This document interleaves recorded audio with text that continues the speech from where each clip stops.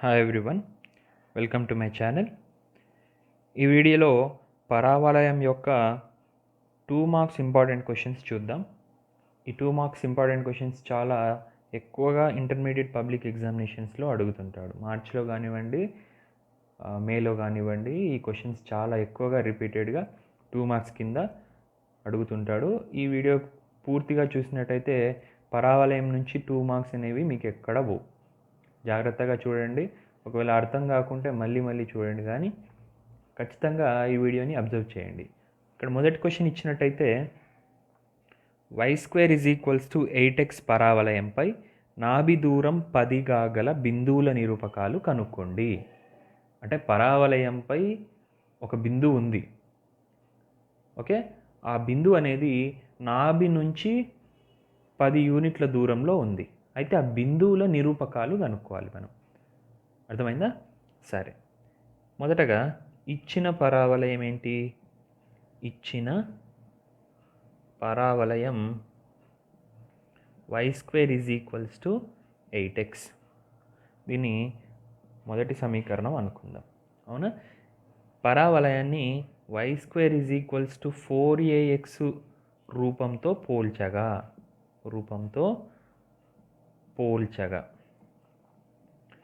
y² = 4ax రూపంతో పోలిస్తే 4a = ఇక్కడ 4ax, ఇక్కడ 8x, అంటే 4a = 8 కదా. అంటే a = 2. ఏ విలువ ఎంత? 2, అవునా? ఇక్కడ నాభి దూరం 10 అంటున్నాడు. ఎంత? నాభి దూరం 10. నాభి దూరాన్ని x1 + aతో సూచిస్తాం, అవునా? నాభి దూరాన్ని x1 + aతో సూచిస్తాం. ఇది ఎలా వచ్చింది అనేది పరావలయంలో ఇంతకుముందు నేను ఒక వీడియో చేశాను. నాభి దూరం అనే ఆ కాన్సెప్ట్ పైన ఒక వీడియో చేశాను, అది చూడండి. x1 + aని నాభి దూరంగా సూచిస్తాం. x1 + a = 10. మనకు ఏ విలువ తెలుసు కదా, అంటే x1 = 10 - a. x1 = 10 - a విలువ ఎంత? 2. అంటే x1 = 8. x1 విలువ ఎంత? 8. ఓకే. సపోజ్ ఇది పరావలయం అనుకుందాం. ఇదేంటి? పరావలయం. y² = 8x అనే పరావలయం. ఇది నాభి అవుతుంది. నాభి ఇది ఒక బిందువు P x1 y1 అనుకుందాం. x1 y1 మనం ఏం కనుక్కోవాలి? x1 కనుక్కోవాలి, y1 కనుక్కోవాలి. x1 ఆల్రెడీ కనుక్కున్నాం 8 అని. ఇప్పుడు y1 కనుక్కోవాలి. ఇదే కదా నాభి దూరం అంటే. దీన్ని 10గా ఇచ్చాడు మనకు. x1 కనుక్కున్నాం, y1 కనుక్కున్నాం. ఇప్పుడు ఈ బిందువు అనేది పరావలయం పైనే ఉంది కాబట్టి ఈ పరావలయాన్ని y1² = 8x1గా రాసుకోవచ్చు. ఎందుకంటే ఆ బిందువు పరావలయంపై ఉన్నది కావున y1² = 8x1గా రాసుకోవచ్చు. మనకు తెలుసు x1 అంటే 8 కదా.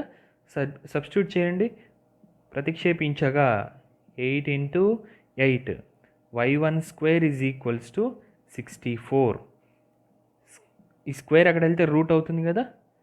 √64 అంటే y1 = ±8.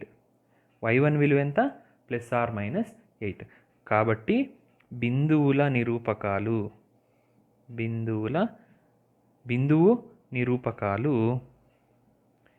x1 y1 కదా. నిరూపకాలు ఏమవుతుంది? x1 అంటే 8, y1 ఏంటి? ±8. ఈ విధంగా ఈ క్వశ్చన్ని మనం సాల్వ్ చేయొచ్చు. రెండో క్వశ్చన్ చూద్దాం. రెండవ క్వశ్చన్, y² = 8x పరావలయం నాభి జ్యా ఒక కోణ 1/2, 2 అయితే రెండవ కోణ నిరూపకాలు కనుక్కోండి. నాభి జాకి 2 కొనలు ఉంటాయి, ఓకే. ఇది పరావలయంగా తీసుకోండి. ఇదొక పరావలయం y² = 8x పరావలయం. అంటే ఇచ్చిన పరావలయం y² = 8x, ఓకేనా. ఇప్పుడు y² = 4axతో పోల్చాలి. పోల్చగా ఏమవుతుంది? 4a is equals to 8. a is equals to 2 అవుతుందా? a is equals to 2. సరే, ఇది y² is equals to 8x పరావలయం. నాభి జ్యా అంటే ఏంటి? నాభి జ్యా అంటే నాభి గుండా పోయే జ్యాని నాభి జ్యా అంటాం. ఇది నాభి కదా, ఎస్. నాభి గుండా పోయే జ్యాని నాభి జ్యా అంటాం. మనకి ఇస్తున్నాడు ఇప్పుడు ఇక్కడ 1/2, 2. ఒక కొన, ఇది రెండవ కొన. ఒక కొన 1/2, 2 కదా. ఇప్పుడు రెండవ కొన ఎంత అని అడుగుతున్నాడు. ఆ బిందువు నిరూపకాలను కనుక్కోండి. రెండవ కొన బిందువు నిరూపకాలను కనుక్కోవాలి. సరే,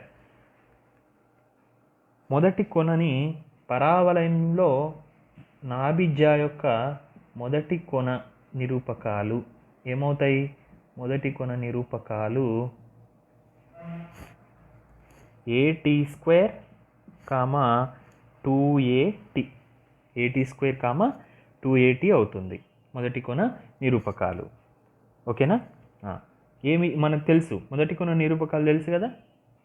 at², 2at is equals to ఇచ్చిన నిరూపకాలు ఏంటి? 1/2, 2. ఓకేనా?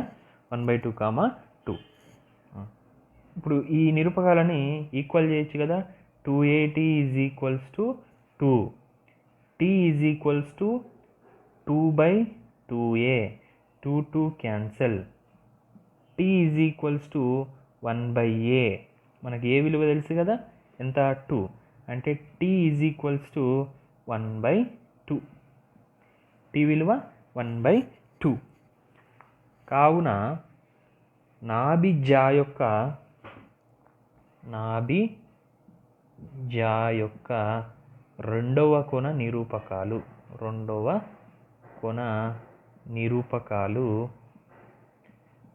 మొదటి కొన నిరూపకాలు at², 2at అయితే రెండవ కొన నిరూపకాలు a/t², -2a/t. a/t² -2a/t. Substitute చేయండి. a విలువ 2, t విలువ 1/2 కాబట్టి 1/2 హోల్ స్క్వేర్ అంటే 1/4, -2 ఇంటూ a విలువ 2, t విలువ ఎంత? 1/2. Okay, right. ఇదేమవుతుంది? 4 లవంలోకి వెళ్తుంది కాబట్టి 8 అవుతుంది. -4 ఇంటూ 2 -8. 8, -8. నాభిజ్యా యొక్క రెండవ నిరూపకాలు ఏమవుతాయి? రెండవ కొన నిరూపకాలు 8, -8 అవుతాయి. ఓకే, నెక్స్ట్ థర్డ్ క్వశ్చన్ చూద్దాం. రైట్, థర్డ్ క్వశ్చన్ చూడండి. y² is equals to 2x పరావలయంపై నాభి దూరం 5/2 గల బిందువుల నిరూపకాలు కనుక్కోండి. దీన్ని చూస్తుంటే మీకు ఫస్ట్ క్వశ్చన్ గుర్తొస్తుంది కదా. అక్కడ ఏమి ఇచ్చిండు? y² is equals to 8x పరావలయంపై నాభి దూరం 10 ఇచ్చిండు. ఇక్కడ ఏమి ఇస్తున్నాడు? y² is equals to 2x పరావలయంపై నాభి దూరం 5/2 గల బిందువుల నిరూపకాలు కనుక్కోండి అంటున్నాడు. సరే, మొదటగా ఇచ్చిన పరావలయం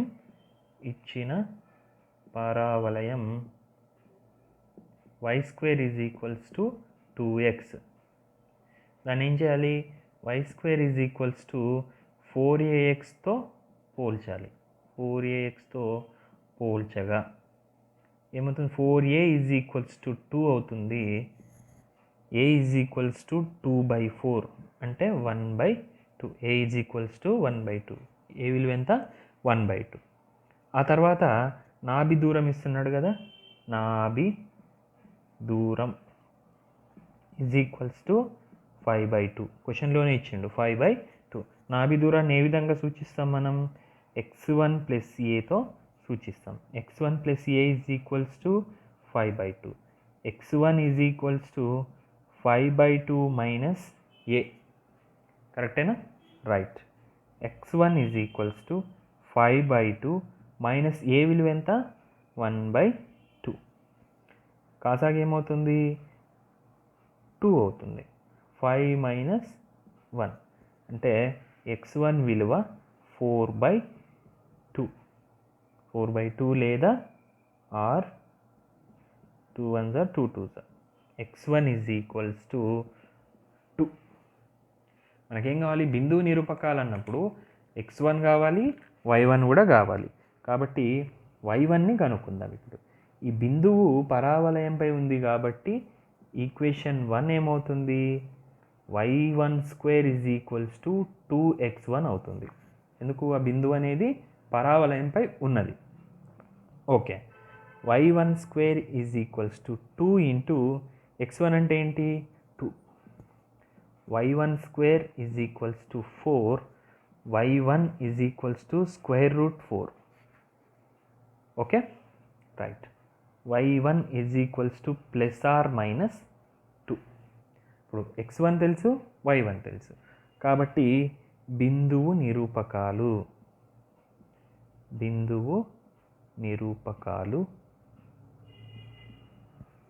x1 y1 డైరెక్ట్ రాసండి. x1 అంటే ఏంటి? 2, +or-2. 2, +or-2. లేదు, దీన్ని ఇంకో విధంగా కూడా రాయొచ్చు. 2, 2 మరియు 2, -2. ఇక్కడ +2, ఇదేమో -2. ఈ రెండు కూడా బిందువుల నిరూపకాలు అవుతాయి. ఈ పరావలయంపై నాభి దూరం 5/2గా గల బిందువుల నిరూపకాలు. నెక్స్ట్ 4th క్వశ్చన్ చూద్దాం. 4th క్వశ్చన్ చూస్తే y² is equals to 6x పరావలయానికి 2y is equals to 5x + k స్పర్శరేఖ అయితే k విలువను కనుక్కోవాలి మనం. ఓకేనా? మొదటగా ఇది పరావలయం అనుకుందాం. y² is equals to 6x అనేది ఇది పరావలయం. ఈ పరావలయానికి స్పర్శరేఖ ఇది. స్పర్శరేఖ అంటే ఏంటి? ఏదైనా ఒక బిందువు వద్ద స్పర్శించుకుంటూ వెళ్ళాలి. ఇది 2y is equals to 5x + k అనే సరళ రేఖ. ఇది స్పర్శరేఖ అవుతుంది. ఒక బిందువు దగ్గర ఖండిస్తుంది కాబట్టి స్పర్శరేఖ అవుతుంది. అయితే ఇందులో k విలువని కనుక్కోవాలి మనం. ఓకేనా? సరే, మొదటగా ఇచ్చిన పరావలయం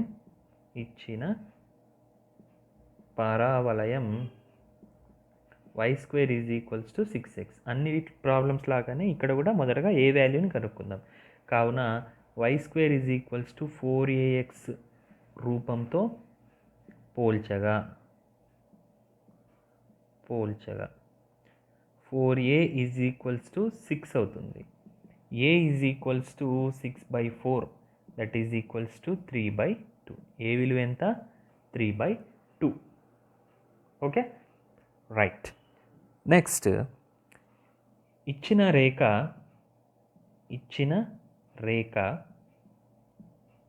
2y is equals to 5x + k. దీని నుంచి ఈ y ఇక్కడే పెట్టేసి 2ని ఇటు సైడ్ తీసుకెళ్దాం.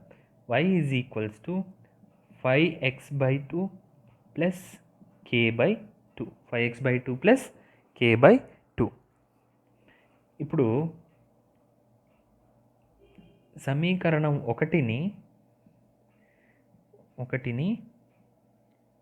y is equals to mx + cతో పోల్చగా ఏమవుతుంది?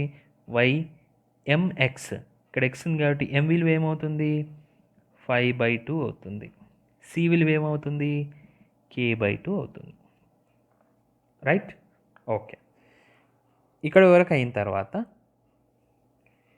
ఈ 2y is equals to 5x + k అనేది పరావలయానికి స్పర్శరేఖ అవుతుంది అంటున్నాడు. ఏదైనా ఒక సరళ రేఖ పరావలయానికి స్పర్శరేఖ కావడానికి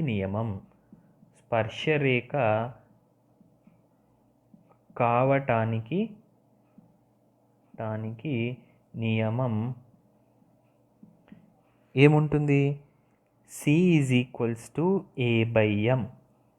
ఏదైనా ఒక సరళ రేఖ పరావలయానికి స్పర్శరేఖ కావడానికి నియమం c ఈజ్ ఈక్వల్స్ టు a/mగా రాస్తాం. ఓకేనా? మనకు c విలువ తెలుసు కదా, k/2. a విలువ 3/2 m విలువ 5/2, 2 cancel, k/2 is equals to 3/5. Cross multiplication చేసి ఈ 2 ఇక్కడ వెళ్తుంది కాబట్టి k is equals to 3 × 2 6/5. k విలువ కనుక్కోమన్నాడు కాబట్టి k విలువ ఎంత అవుతుంది? 6/5గా చెప్పుకుంటాం. ఓకేనా? ఈ k విలువ 6/5. Next 5th question. 6th question, y² is equals to 16x పరావలయానికి 2x - y + 2 is equals to 0 అనేది స్పర్శరేఖ అవుతుందని చూపాలి. తర్వాత స్పర్శ బిందువుని కనుక్కోవాలి. ఓకేనా? రైట్. ఇక్కడ ఇచ్చిన పరావలయం ఏంటి? ఇచ్చిన పరావలయం y² is equals to 16x. మొదటగా ఏ విలువ కనుక్కుందాం. కాబట్టి y² is equals to 4ax రూపంతో పోల్చగా right. 4a is equals to 16 అవుతుంది కదా. అదేవిధంగా a ఈజ్ ఈక్వల్స్ టు 4 అవుతుంది. Right. a is equals to 4. తర్వాత ఇచ్చిన రేఖ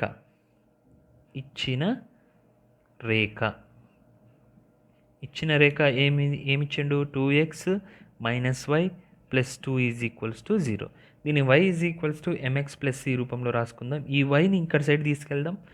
y is equals to 2x + 2. Right. దీనిని సమీకరణం 1ని y is equals to mx + c రూపంతో పోల్చగా m విలువ ఏమవుతుంది? m ఈజ్ ఈక్వల్స్ టు 2 అవుతుంది. c విలువ ఏమవుతుంది? c ఈజ్ ఈక్వల్స్ టు 2 అవుతుంది. ఓకేనా? రైట్. m తెలుసు, c తెలుసు, a విలువ కూడా తెలుసు. సరే, ఇప్పుడు ఇది పరావలయం అనుకుందాం, ఇది స్పర్శరేఖ అనుకుందాం. ఓకేనా? ఒక బిందువు వద్ద ఖండిస్తుంది. ఒక పరావలయానికి ఏదైనా ఒక సరళరేఖ స్పర్శరేఖ కావడానికి నియమం ఏం చెప్పుకున్నాం మనం? c is equals to a/m కావాలి. ఇది నియమం. Right. c is equals to a/m కావాలని చెప్పుకున్నాం. ఇప్పుడు c విలువ ఎంత? 2.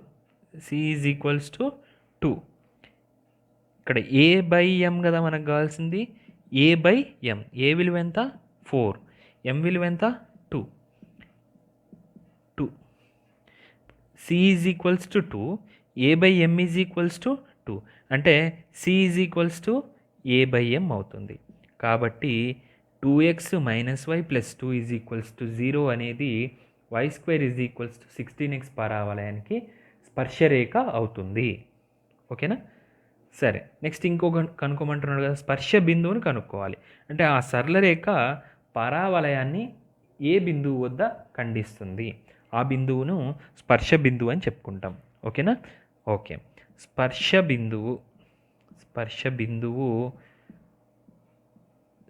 బిందువు ఏంటి అంటే a/m², 2a/m. a/m², 2a/mగా సూచిస్తాం. సబ్స్టిట్యూట్ చేయండి. a విలువ తెలుసు మనకి 4/m². m విలువ ఎంత? 2. 2² అంటే 4, 2 × a విలువ 4, m విలువ ఎంత? 2. 4 4 క్యాన్సల్, 2 2 క్యాన్సల్. స్పర్శ బిందువు ఇక్కడ ఏం మిగులుతుంది? 1 మిగులుతుంది. ఇక్కడ ఏం మిగులుతుంది? 4 మిగులుతుంది. స్పర్శ బిందువు ఏంటి? 1, 4. రైట్. నెక్స్ట్ క్వశ్చన్, 6వ question. y² is equals to 16x పరావలయానికి x అక్షంతో 60 డిగ్రీల కోణం చేసే స్పర్శరేఖ సమీకరణాన్ని కనుక్కోండి. అలాగే స్పర్శ బిందువును కూడా కనుక్కోండి. y² is equals to 16x అనే పరావలయాన్ని 60 డిగ్రీలతో కోణం చేస్తుందంట ఒక స్పర్శరేఖ. ఓకేనా? ఆ సమీకరణాన్ని కనుక్కోవాలి. మరియు ఆ సమీకరణం ఎక్కడ ఏ బిందువు దగ్గర పరావలయాన్ని స్పర్శిస్తుందో కూడా ఆ బిందువును కూడా కనుక్కోవాలి మనం. ఓకేనా? రైట్. ఇచ్చిన పరావలయం ఏంటి? ఇచ్చిన పరావలయం y² = 16x. దీనిని y² = 4axతో పోలిస్తే ఏమవుతుంది? 4a = 16 అవుతుంది కదా, 16. a = 4 అవుతుంది. రైట్. ఏ విలువ కనుక్కుందాం. మనకు ఇక్కడి వరకు అయిపోయింది. నెక్స్ట్ x అక్షంతో 60 డిగ్రీల కోణం చేస్తుందంట. ఇక్కడ మీకు ఆ స్పర్శరేఖ ఆ పరావలయాన్ని ఏ కోణంతో స్పర్శిస్తుందో ఇస్తున్నాడు. అంటే θ = 60 degrees. Right, 60 degrees. మొదటగా స్పర్శరేఖ వాలును కనుక్కుందాం. స్పర్శరేఖ వాలు ఎంతో సూచిస్తాం కదా. m = tan 60 tan θ. కాబట్టి m = tan θ అంటే 60 degrees. m = tan 60 విలువ ఎంత? √3. ఓకేనా? రైట్. ఇప్పుడు వాలు తెలిసినప్పుడు స్పర్శరేఖని కనుక్కోవడానికి సూత్రం స్పర్శరేఖ సమీకరణం y = mx + a/m. mx + c కదా. ఏదైనా ఒక సరళరేఖ యొక్క వాలు సమీకరణం ఏంటి? mx + c. ఇక్కడ c అంటే a/m. ఎందుకు రాస్తున్నాం? c = a/m అయినప్పుడే కదా అది స్పర్శరేఖ అవుతుంది. అందుకే c = a/mగా రాస్తాం. కాబట్టి y = m విలువ ఎంత? √3. x + a విలువ 4/m విలువ √3. ఓకే.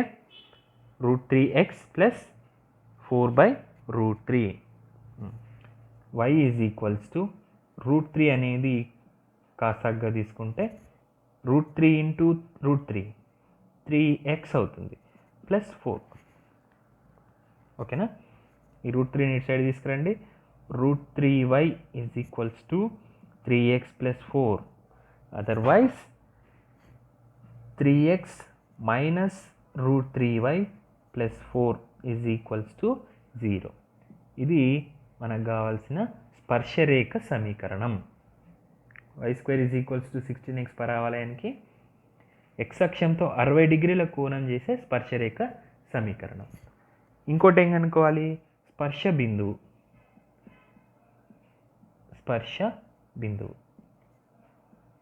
బిందువుకి సూత్రం ఏం చెప్పుకున్నాం? a/m², 2a/m. ఇదే స్పర్శ బిందువు. a విలువ 4, m విలువ ఎంత? √3 2 × a విలువ 4, m విలువ √3.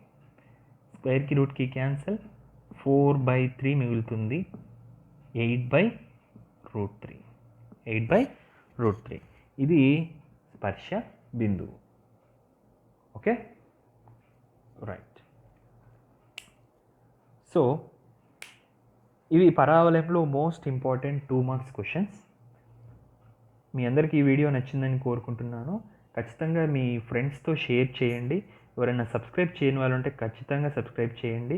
అలాగే పరావలయంలో 7 మార్క్స్ ఇంపార్టెంట్ క్వశ్చన్స్ కొన్ని నేను డిస్కస్ చేయడం జరిగింది. అవి నా ఛానల్ ప్లేలిస్ట్లో ఉన్నాయి. అక్కడ వెళ్ళి మీరు 7 మార్క్స్ ఇంపార్టెంట్ క్వశ్చన్స్ ఒకసారి చూడొచ్చు. And thanks for watching this video.